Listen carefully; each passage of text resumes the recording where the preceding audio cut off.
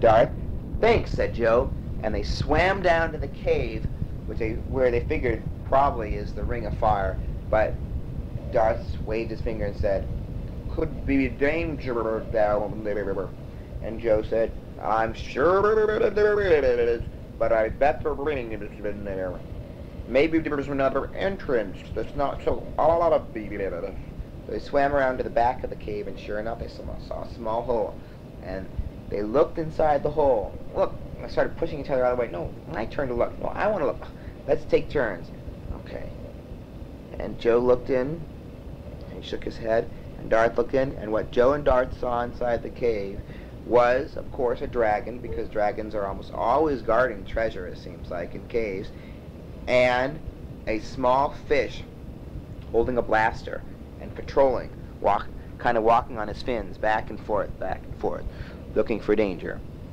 Looking around, small fish with a big gun. And so they decided to distract the fish, and they tapped on at the hole. Tap, tap, tap, tap, tap, tap, tap, tap, tap. And the small fish looked around. Who goes there? Who goes there? Well, not who, but maybe who. I don't know who goes there. I'm going to go shoot you. Yeah, I'm going to shoot you. And he swam out the hole. Meanwhile, Darth and Joe had gone to the front door. And they went into the front entrance of the cave, which was bigger. They swam into the hole, and there was the dragon.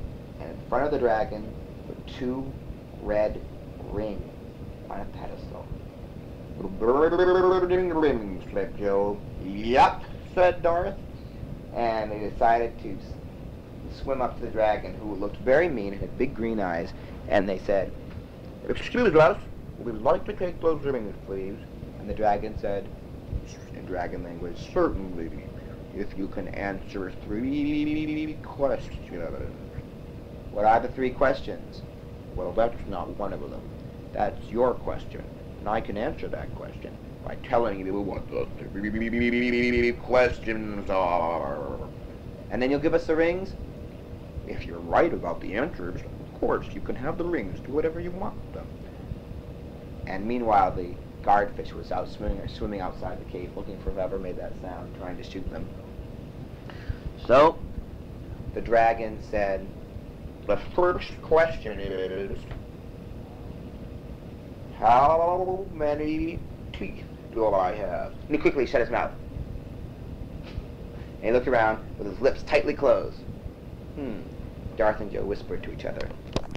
Darth and Joe whispered, how many teeth do you think the dragon has? I don't know, said Joe. Do all dragons have the same number of teeth? Let me think, said Darth. 32 is a pretty common number. Right? That's how many teeth the dragon in the pit of death had. Yeah, that's true, but I remember hearing about a dragon with 48 teeth on Altamar 5. That was the dragon, the purple winged dragon that flew around giving people rides after it became good. Yeah, you're right. So it could have any number of teeth. Wait a minute. How come this dragon didn't try to attack us? Maybe it doesn't have any teeth at all. Maybe that's why. Maybe that's why it didn't try to swallow us, because most dragons, they don't give you questions. They just threaten to eat you, and they show you the teeth. I bet that's why. Let's try that. And Darth said, our answer is 0. Drats, said the dragon. Okay, you got that one right. Question number 2. What is question number 2? Said Darth. And Joe said, question number 2 is what is question number 2? Ah, you're right, said the dragon. You got question number 2. Okay. Well, see if you can answer question number 3. And the dragon looked at both of them very intently. And Darth and Joe said, okay, we're ready, dragon. What is question number 3? And the dragon said, question number 3. Where is the fish with the big gun? And Joe said, oh, he swam out that way. Yeah, said Darth. And the fish said, wrong, I'm right behind you. Reach for the sky. And Darth and Joe turned around. The fish was aiming the gun at them. And Darth kicked the gun out of the fish's hands. Well, he didn't really have hands. He had fins, so it was actually pretty easy to kick him out of his fins. So anyway, Darth kicked the gun out of the fish's fins, which was rather easy because he was just holding his fins together, holding the gun. He wasn't really able to control it very well. And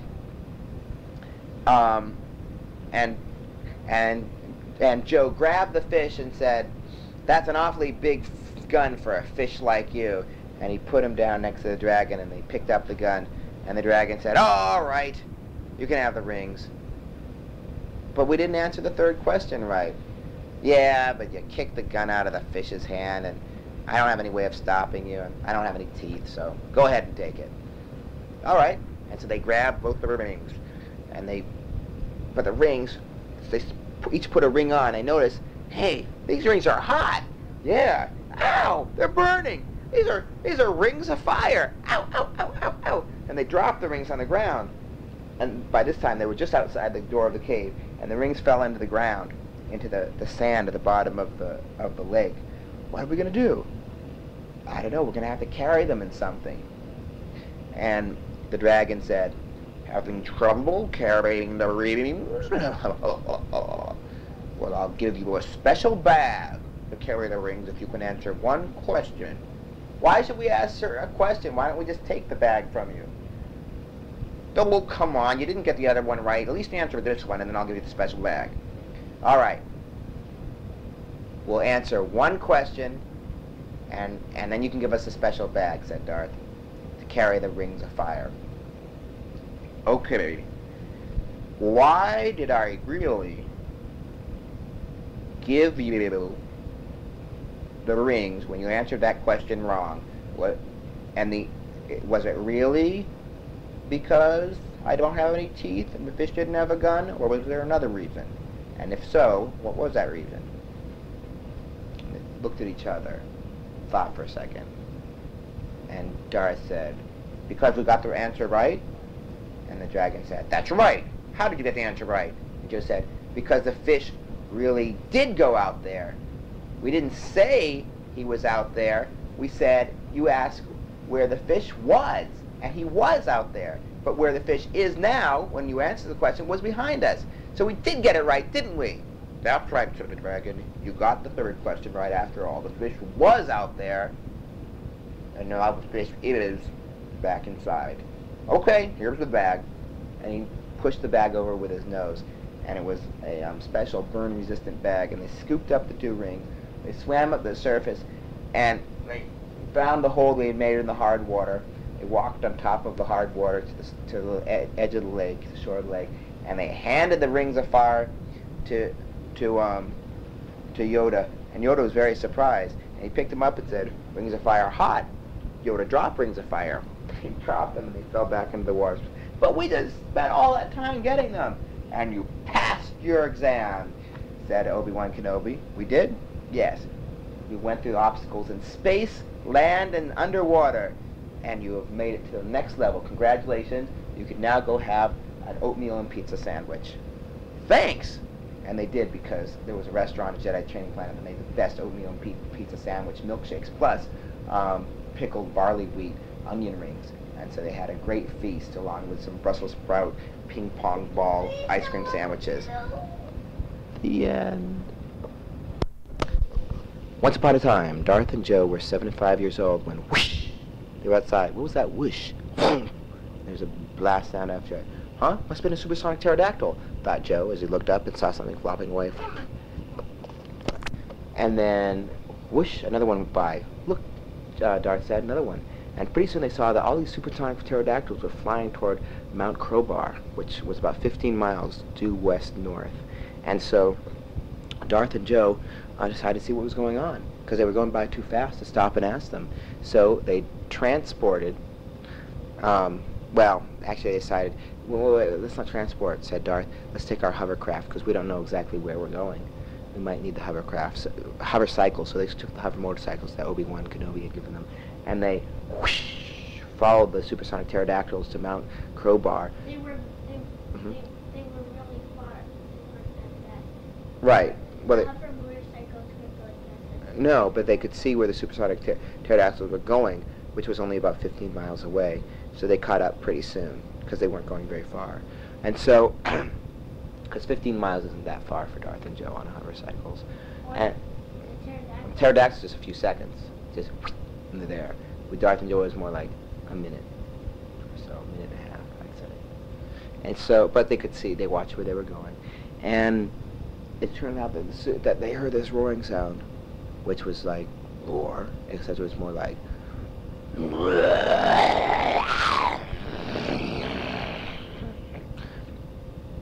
That was no supersonic pterodactyl, said Joe. No, said Darth. That was something else. And they looked up, and the supersonic pterodactyls were flying in a circle around the head of this huge Tyrannosaurus Rex type creature, which was reaching toward them and trying to get them, but it only had little hands, so it couldn't really reach very high.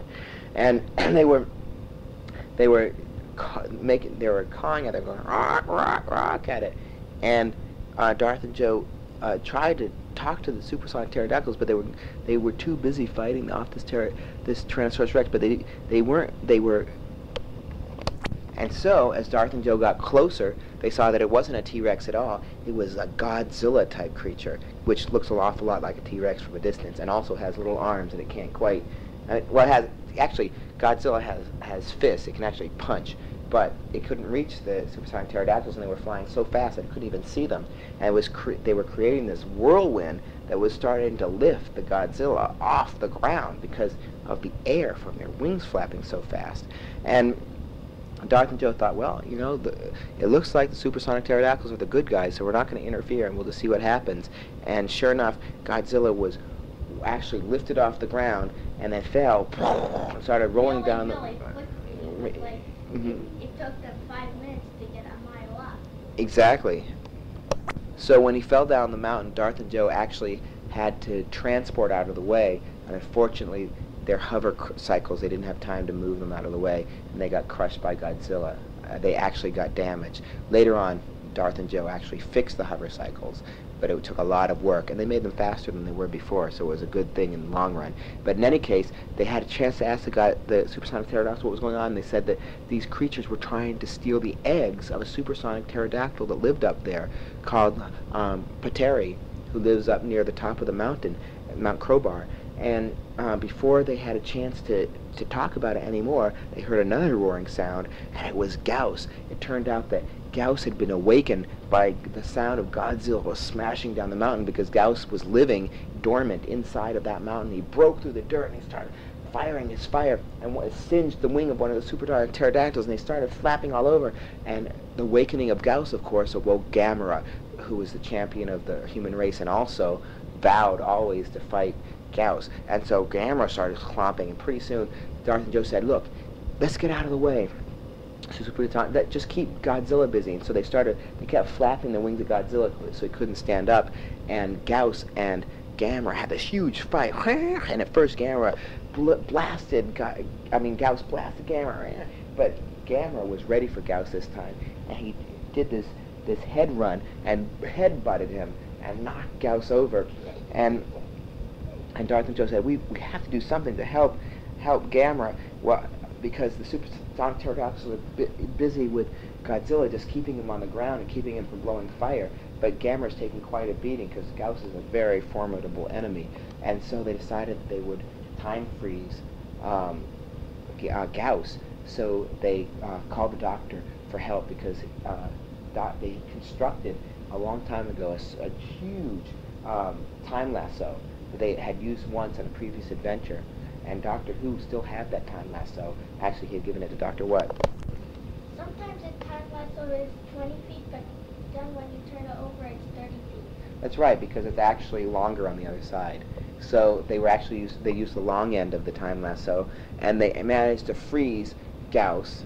And Gamera said, huh? They walked away, confused, and they took, because usually humans mess it up, and Gamera has to destroy him completely, and he turned around one last time and blasted Gauss while he was time frozen, but didn't do anything to him because he was frozen in time. You can't actually hurt somebody who's frozen in time. You can just freeze them and move them places. And so Gamera went away, and they kept the Gauss creature frozen, and they went over to Godzilla, and they decided, first of all, the supersonic pterodactyls a couple of them had taken the eggs and moved them to a safer location on the other side of the mountain. And then Godzilla, Darth and Joe knew that the thing that would stop Godzilla was electricity, and so they arranged with the mayor of the city to bring in some power lines. City? The city where they lived. They went back. They transported back, and they obtained a whole bunch of electrical lines. And they, while the supersonic pterodactyl were keeping Godzilla on the ground, they managed to string these electric lines over Godzilla, and they turned on the juice. So when Godzilla finally stood up, he was zapped, and he went. He couldn't smell the eggs anymore anyway, and he turned around and went back into the ocean. And so then they decided that they would take Gauss to a special museum and where he could live his life naturally and not cause any damage.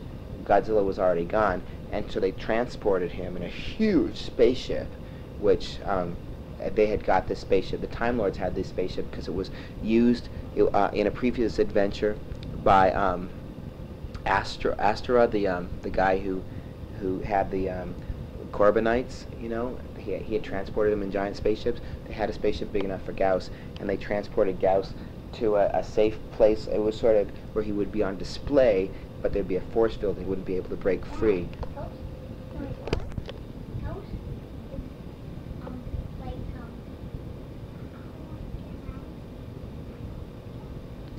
How old is Gauss? Long, 60 meters. 60. Right. Wingspan. Right. And that's very big. But Gauss is actually a very evil creature bent on destroying the human race. And so, Gamma is, in the end, Gamma is more powerful, that's true. No, Gamma isn't bigger. Gauss is 60 meters, Gamma is 30. But Gamma is tougher, he's got a strong shell and body. So in any case... Not body, he gets cut all the time on the body. Yeah, that's true, but he always heals. Well, the thing is that eventually Gauss did escape, and he would attack the Earth again, or the planet again. But that's a much later story, and then Gamma would destroy him again. But there'd be a little Gauss left that would grow up in another, 25, 30 years to attack the city again, and then Gamma would destroy that Gauss. But that's the end of the...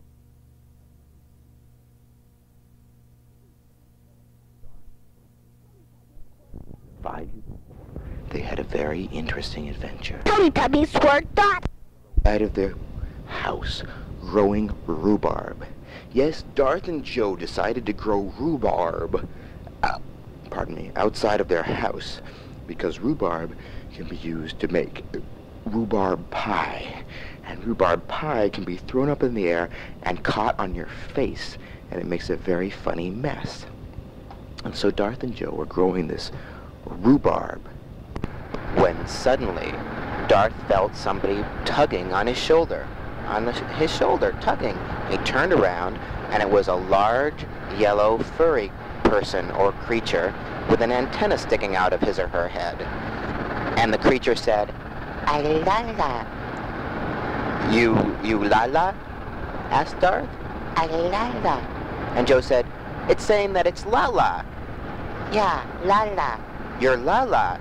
Well, nice to meet you. My name is Darth Vader, and this is my cousin Joe Vader." And Joe said, "Hi, I'm Joe Vader, and this is my cousin Darth Vader." And Lala said, "Lala find Po." "Lala finds Po?" "Lala find Po. Help, Lala." "You want help? You want Darth and Joe Vader to help you?" asked Darth. Darth and Joe Vader were used to people asking for them to help because they're rather famous heroes, and they help people all the time. So they followed Lala, who was walking away from the rhubarb, toward a large hole in the middle of the street. It was a giant manhole cover, or a person hole cover, in the street.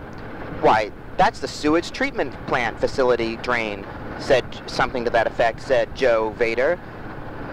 And Lala pointed down in this hole, which had a very funny smell to it, and said, "Po." "Po? Your friend Po is down there?" asked Darth. "Po there. Po down there." "Po's down there? What is Po doing down there?" "Funny smell." "Funny smell? "It is a funny smell. Is that why you came here?" And Lala shook its head up and down and pointed and said, "Lala Po like funny smell." "And did you take this giant manhole cover off the giant manhole?" asked Darth. And Lala shook its head up and down and said, "Po fall in." "Po fell in the hole?" asked Joe. And Lala shook its head up and down and laughed and fell on its back and started kicking its legs. And then it stood back up, Lala did, and pointed down and said, "Po." And Darth said, "That funny smell, Lala, that you smell is called poop, because this is a sewage drain. This is the giant drain that all the sewage from the city goes through. You know, the things that we flush down the toilet and down all sorts of drains, and it all combines and goes down here to the sewage treatment facility." "Po," said Lala, pointing at the hole again. "We better help this Lala creature," said Joe. "Right," said Darth. And they said, "Lala, wait here." And Lala shook her head and said, "Lala, wait here." And Darth and Joe transported back to the house and slipped into their wetsuits for underwater swimming, and they got the little oxygen things off their utility belts that they put in their mouth so they could breathe underwater. And they got special nose plugs so they wouldn't have to smell the bad smell. And they transported back, and which made Lala laugh and fall on her back and kick her legs up and down. And so Darth said, "Okay, Lala, wait here. We'll go get your friend Po." "What does Po look like?" "Po," said Lala. "Does Po look like you?" "Po like Po." "Okay, we'll go find Po for you," said Darth. And Joe said, "Yep." And they dived into the sewage treatment plant, and they started swimming. That was the sound it made. And they passed pieces of brown things and yellow water, and they were swimming through the goopily-gloppily sewage treatment. And unfortunately, the Jell-O factory had made too much Jell-O that day, and they had to dump some of it down their drain. So now they were swimming through thick yellow and brown Jell-O underground, but luckily they had their oxygen devices in their mouth so they could still smell. And they were looking around, and that's when they saw some furry little reddish thing up ahead. And Joe, with sign language, Joe said, "That must be Po." He spelled it out in sign language. And Darth nodded yes, which means yes in sign language. And they started swimming faster and faster, but Po was going very fast ahead of them. And suddenly they came to a split. The pipe went two different directions. And Darth said, "I'll go this way, you go that way," except he didn't say it out loud because he was under Jell-O water. So he signaled it with sign language. And Joe nodded in agreement, and Joe went to the right and Darth went to the left because they didn't know which way Po went.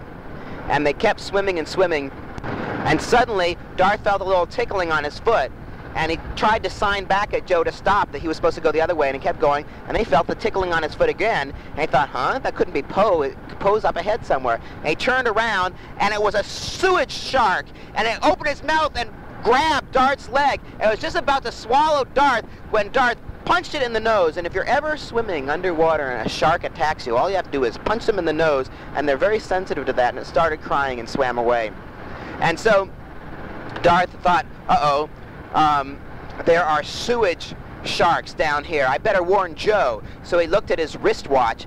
They had installed on their special utility watches little screens, and he punched up Joe's buzzer, so Joe saw the light flash and heard the little underwater buzzing noise, and he looked and he saw Darth's face on his little utility watch, and Darth signed into it, "Look out, sewage shark."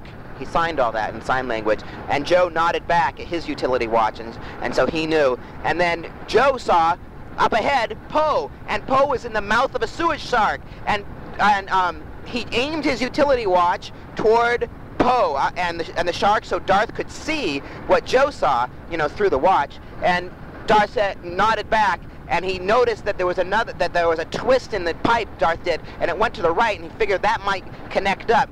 And so he started swimming down it, and then it started going lower and lower, then upper, and it started twisting around. And Joe started swimming after Po. That's why Po was going so fast. Po was being dragged by a sewage shark, which are very strong, and this one looked like a very fast swimmer indeed. And so Darth and Joe was right behind Poe and the shark, and Darth was swimming in his own pipe, and he flooped down from above, and it joined to the pipe in front of the shark and Poe. So now Darth was in front of the shark and Poe, and Joe was behind it, and the shark snarled at Darth, and it turned around, and then it saw Joe, and it snarled at Joe, still holding Poe, and Poe was, apparently Teletubbies either don't have to breathe, or they can breathe underwater in Jello water, and Poe was giggling at the funny face the shark was making. And Darth was trying to signal to Poe that they were going to rescue Poe, but Poe didn't seem to care. But he or she was being dragged away by the sewage shark, but now the sewage shark didn't know what to do, and so it quickly turned around and hit the wall of the pipe with its tail, and it hit a lever, and an opening went up. And Darth said, except underwater he just said, and Joe said, and they looked around and they started swimming after it, and it shut. And Darth and Joe said, they started feeling around, and Joe had a device which would create an instant door in any wall, but he didn't know if the device would work underwater, or if it might be dangerous and create some sort of door out of all the water. So Darth thought it'd be better just to blast a hole.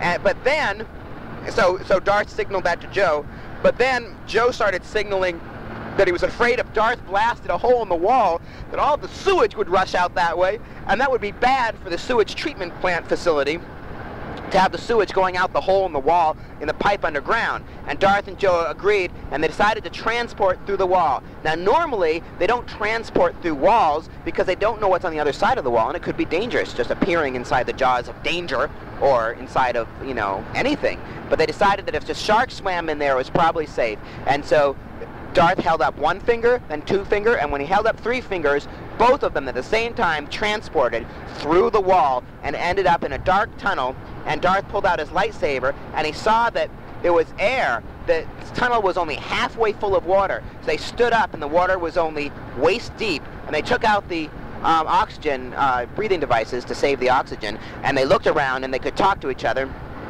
And Darth said, well, it must have swam that way with Poe. And so they started trudging on through this new pipe after Poe, and and pretty soon they came to a door that was in the wall. And this is very strange because clearly the sewage treatment facility plant did not build this extension of the pipe with a secret hidden door and then this other door right there. This has nothing to do with sewage. What's going on? Asked Darth. I do not know, said Joe, but I feel that there could be danger here. So do I. But I feel it because my spidey sense is tingling. Oh yeah, I forgot. You got the spider sense ring. That's right. At a previous adventure, they had acquired a special ring, a special device which could sense danger, just like Spider-Man can sense danger, and he can whenever it's around. It's called his spidey sense. And so they installed it. Joe had already installed it in his watch, but Darth hadn't installed it yet in his watch. He was going to do that later on when he got around to it. He was busy these days. He was making a lot of rhubarb pie and that sort of thing. And so they decided, they knew there was danger behind this door, but they knew that the shark had probably gone in that way. Although how sharks open doors, because this one had a doorknob, they do not know. So Joe became invisible, and Darth hid on right next to the door so they wouldn't be able to see it. And Joe opened the door, and the shark was now standing on its rear fins, and it was clear that this was some sort of mechanical shark. And Poe was all tied up in a chair. They've captured Poe. They put Poe in a chair. What do they want with Poe? Asked Joe to himself, not out loud. And the shark was looking around. He just saw the door open. He decided, oh, the door must have just opened by itself. So the shark started walking back to the door to shut it. But Joe punched the shark in the nose, and the shark started.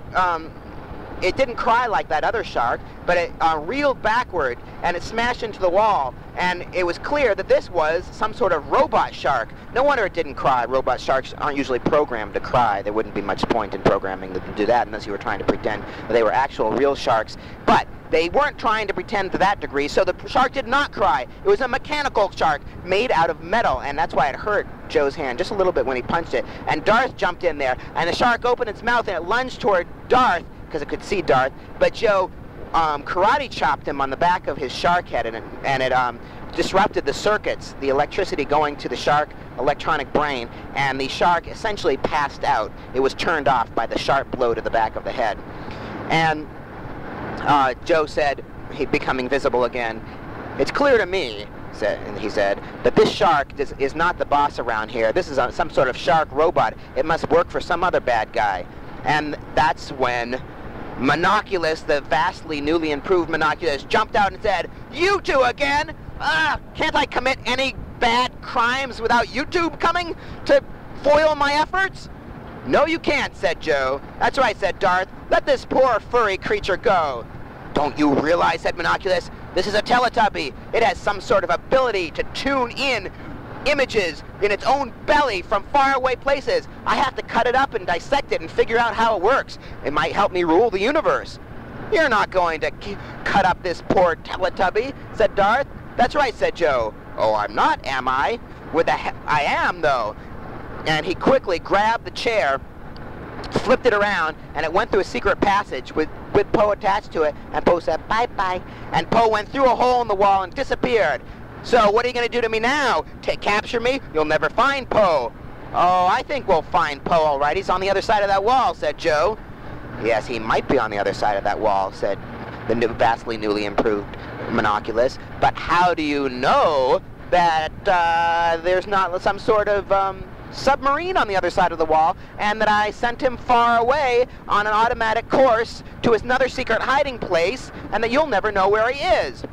"Well, it just so happens," and Joe looked at his watch, and he said, and Darth said, "What time is it?" "It's almost time for rhubarb pie," said Joe. "Oh, and where's Poe?" "On the other side of the wall," because their watches were hooked up to the Universal Galactic Computer, which can identify the location of anybody in the universe under normal circumstances such as this. And Joe had already got a fix on Poe through and typed in Poe and found the location, and Poe was just a few feet away from him. And so Joe took out his lightsaber and he cut a big box, a hole in the wall, and pushed open the wall and where he had cut it, and sure enough, on the other side of the wall, there was Poe still sitting in the chair, and Poe said, "Huh? Poe?" "That's right, you're Poe," said Joe. And Darth said, "And you're coming with us, Monoculus. Capturing a Teletubby and attempting to cut it open, well, that's about the meanest thing I've ever heard of anybody doing. There'll be no rhubarb pie where you're going," he said. And Monoculus said, "Good, I don't like rhubarb pie."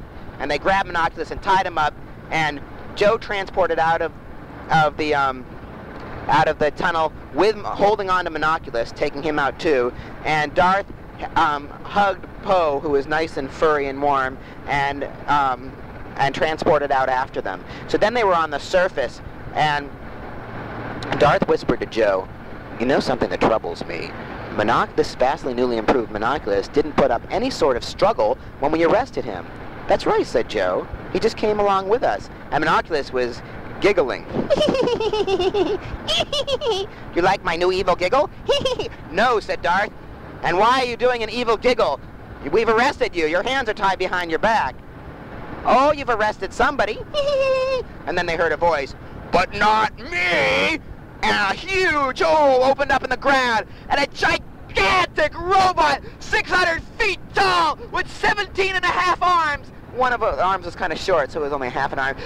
Walked out of it, and in the head of the robot, sitting behind the controls, was a vastly newly improved Monoculus. And Darth said, "Huh?" which he says a lot, and Joe said, "Huh?" which he also says a lot, because they're cousins, they say a lot of the same sort of thing. And they looked at the newly improved Monoculus, and it broke out of the rope, out of its hands, and Darth said, "That seems to be quite a strong, vastly improved Monoculus you've got there." And Joe said, "And it troubles me that there's another vastly newly improved Monoculus inside of that giant robot that's about to crush us to smithereens."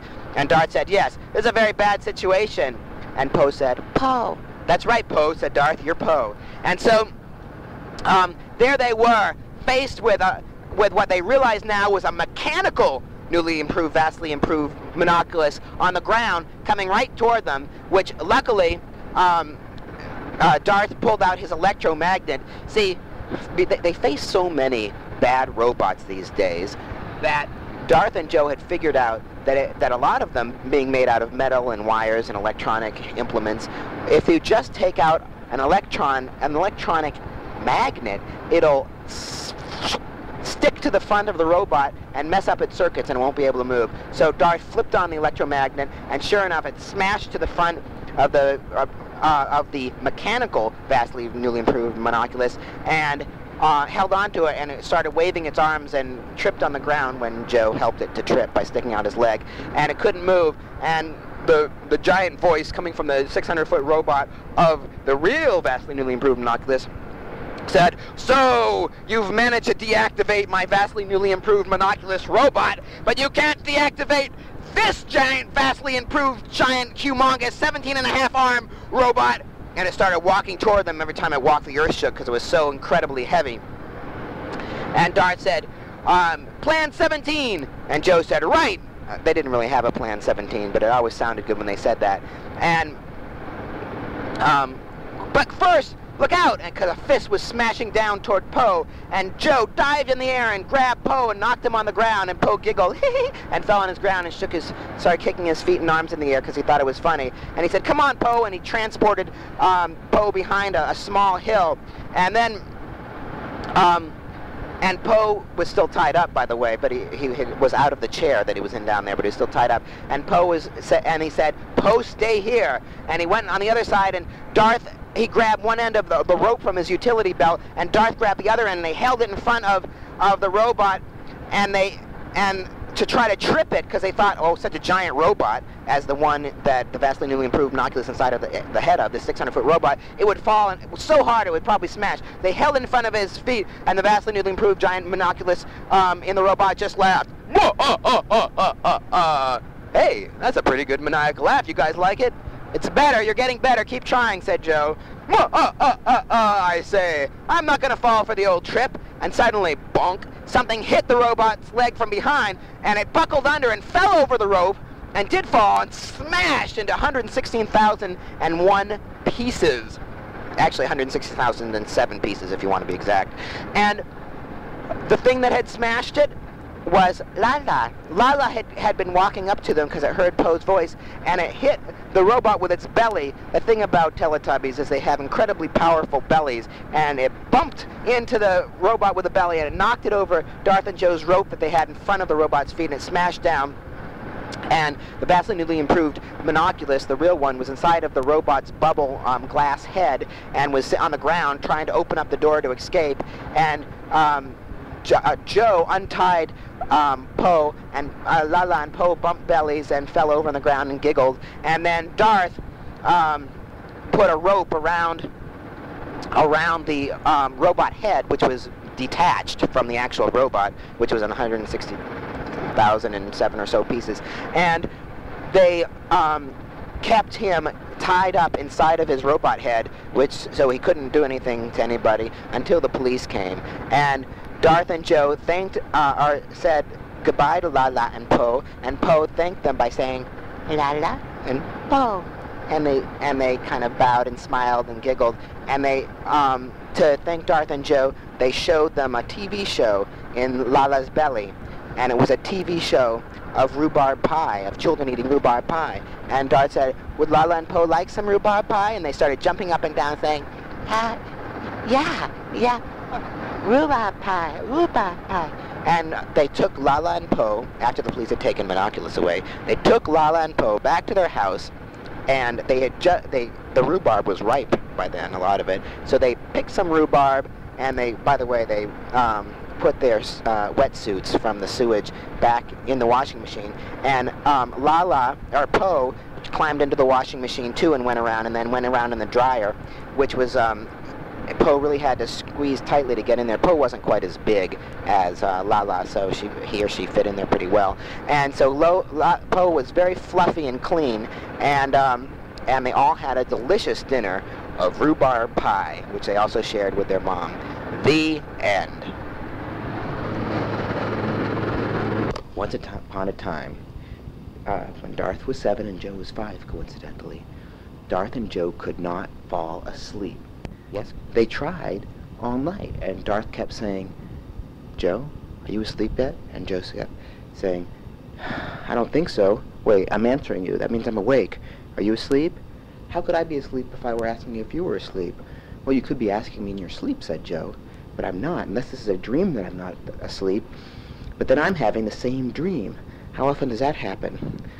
Hardly ever, said Darth. Therefore we're awake. You're right, said Joe. But it's so late. How come we can't fall asleep? I don't know. Did we eat something that kept us up? No. Is it really daytime? They looked outside. It was dark out the window. No? Let's try a little longer. And they waited, just lying in bed, waiting to fall asleep, and about 4 hours later, it was midnight, and they were still not asleep. So they decided to go up, and they knocked on their mom's door. What is it? We're not asleep. Well, now I'm not asleep, she said. Hey, our mom's not asleep too, said Joe. How come you're not asleep, asked Darth. Because you just knocked on my door and woke me up. Now go to bed. And she went back to sleep. Well, it was around 1 o'clock in the morning, which is extremely late at night, past midnight, when Darth and Joe decided that they needed help. Maybe we should ask Dr. What? Is he a sleep expert? Asked Joe. I don't know, but he seems to be an expert on about anything, said Darth. Hey, let's ask Dr. Zhivago, said Joe. That way How old are they? 7 and 5. That way we don't have to wake up Dr. What. He's probably asleep since it's the middle of the night. Even on his planet, asked Darth. Yeah, his planet has the same time zone as our planet.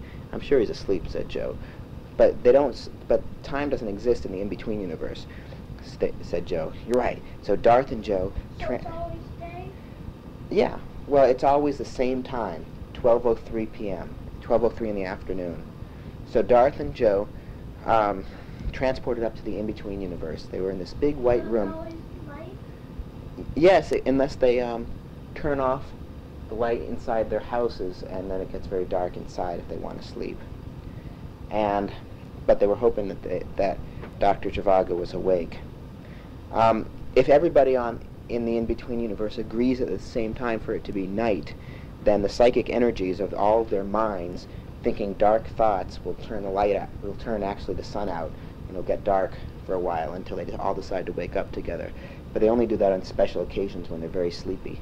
And this was not one of those occasions, and they were all awake. And Darth and Joe explained their problem to Dr. Zhivago.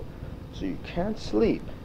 Were you running around a lot today? No. Did you eat pea soup? No. Did anybody throw an ice cream cone in your face? No, I don't think so, said Joe. No, said Darth. Then it must be only one other thing. What's that? The sleep centers in your minds, inside your brains, are disrupted. Come here. We'll look at a brain analyzer. And they walked out the back door. They walked across a little creek, which was just a little chocolate creek that they have back there, and skipped over a whipped cream creek, over to the house of Joe Biagalo, who was a brain specialist. And they put their heads inside this machine, and he turned it on, and he looked at it and said, "Yep, your dream centers. What about them? They're not there." Our dream centers aren't there? Is that the same as our sleep centers? Yeah, dream, sleep, the thing that makes you fall asleep in your brains. They're missing. And Darth and Joe were very disturbed about this. What could have happened? Who could have stolen part of our brain? Asked Joe. That's right, said Darth. Whoever it is, we've got to get it back. And, well, retrace your steps, said Dr. Zhivago. What did you do today? Well, I got up, said Joe. That was the last night when I could sleep. Ah, so you could sleep last night, so it happened within the last day. That's right, said Darth. We got up and we ate blueberry pancakes. But we always eat blueberry pancakes, almost always anyway. Mom makes great blueberry pancakes. Okay, said Dr. Zhivago. What did you do after the blueberry pancakes? We looked around for mushrooms in the backyard. Why? Because we didn't know what else to do. We were bored. Fascinating. And did you find any mushrooms? Yes. And what did you do? Did you pick the mushrooms? No, we just left them there. Okay, what did you do after that? We walked around in circles for a while, said Darth. Circles, said Dr. Zhivago. Why circles? Well, we tried walking around in squares, said Joe, but we kept bumping into each other. Okay, what did you do after that? Well, we went over to our pit of death. We have that fake pit of death that we run. Yes. And we have a goblin working for us. His name is Jgak. He's from the real pit of death, but he turned out to be pretty friendly, so we have him working in our pit of death. And a goblin. That's very unusual to be friends with a goblin, isn't it? Said Dr. Zhivago. Oh, yes, but he's a very friendly goblin, said Joe. Okay, so continue, said Dr. Zhivago. What did you do with the goblin? Well, we were showing him that how we wanted him to clean out some of the cobwebs in one of the upper levels of the pit of death. And, gosh, then we were in bed trying to fall asleep. Well, what happened in between that time? That was still pretty early in the day, wasn't it? Yeah, I don't remember, said Joe. You're right, said Darth. I don't remember either. Aha! You have missing time. You're going to need to talk to a Time Lord about this. And so Darth and Joe thanked Dr. Zhivago, and they went and saw Doctor Who. They actually went to the Time Lord planet. Doctor Who was on vacation at a beach, lying out in the sun, counting fish that were walking by. Walking by? Yeah, on his planet, the fish walk near the beach. They don't like to get wet too much.